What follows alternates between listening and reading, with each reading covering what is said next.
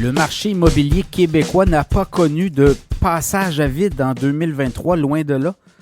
Rappelez-vous, les prévisions, on s'attendait quand même à une baisse importante des prix des maisons en 2023 au Québec. Des analyses produites notamment par Desjardins, on parlait de baisse de à peu près 10-12 % de prix des maisons. On n'a pas eu ça, loin de là.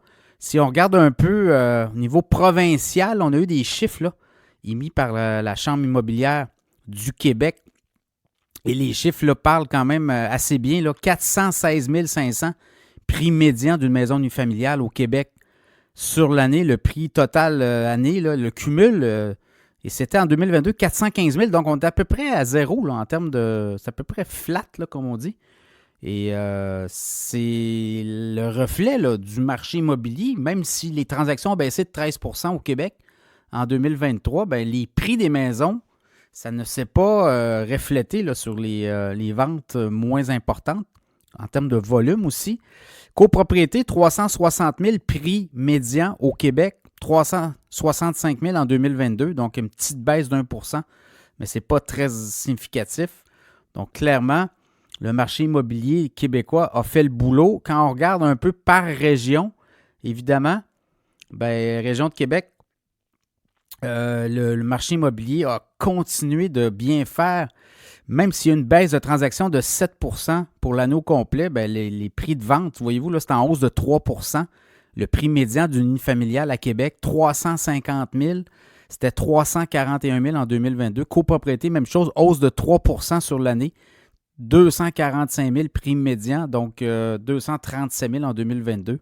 Donc, c'est comme ça. Si je regarde la région de Montréal également, les statistiques de la région métropolitaine de Montréal, oui, moins de transactions, 14 % de moins, mais quand même, le prix a diminué, mais légèrement. Là, on parle pour les unifamiliales, là, 541 000, donc c'est une baisse de 2 % versus les 550 000 en 2022. Les copropriétés, 390 000 prix médian en 2023 versus 395 000, donc une baisse de 1 %.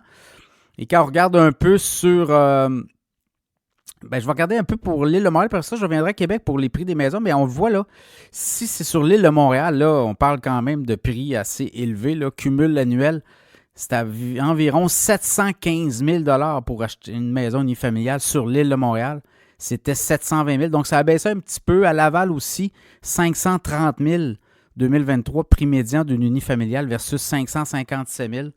Et du côté de Québec, si je regarde là, la périphérie nord de Québec, c'est 385 000 une unifamiliale. C'était 381 000 en 2022. Donc, les prix continuent de monter. Rive-Sud, c'est là que ça devient intéressant. Oui, les prix montent, mais pas tant que ça. Là, 329 000. Donc, vous voyez pourquoi la Rive-Sud est très populaire. Bien, les unifamiliales, on parle quand même d'un prix à 329 000 versus 318 000. Les condos, 219 000 sur la Rive-Sud versus 207 000 l'année auparavant. Donc, c'est un peu ça qui se passe. Vous le voyez, puis pour 2024, mais quand on regarde un peu les prévisionnistes, les analystes, on ne voit pas d'hécatombe, on voit même un marché qui va reprendre la vigueur parce qu'on va avoir des baisses de taux éventuellement. On parle peut-être du mois de mars, avril, peut-être avant, là, tout dépendant de ce qui peut se produire au sein de l'économie canadienne. Mais on va voir un accès au crédit beaucoup plus facilement. Donc ça aussi, ça va pouvoir aider le marché immobilier. Quand le marché immobilier repart, parce qu'il y a quand même moins de transactions, là, on parle de quoi au total, c'est peut-être 10 % moins de transactions au Québec. Ben, c'est quand même des pertes de revenus pour les municipalités, pertes de revenus pour le gouvernement aussi. Tout ça pour vous dire que 2024, ça va continuer d'être très serré. Et on le voit, là, les ménages, il y a des jeunes qui arrivent sur le marché, il y a des immigrants qui arrivent aussi au Québec, au Canada. Et ça fait une pression énorme sur le marché immobilier et sur les prix. Donc, on s'attend là, à voir les prix monter entre 3 et 5, 7 %. Ça pourrait être plus, tout dépendant aussi comment la baisse des taux d'intérêt va se traduire. Là, si on en a 2, 3 comme ça pourrait stimuler fortement le marché immobilier au Québec en 2024.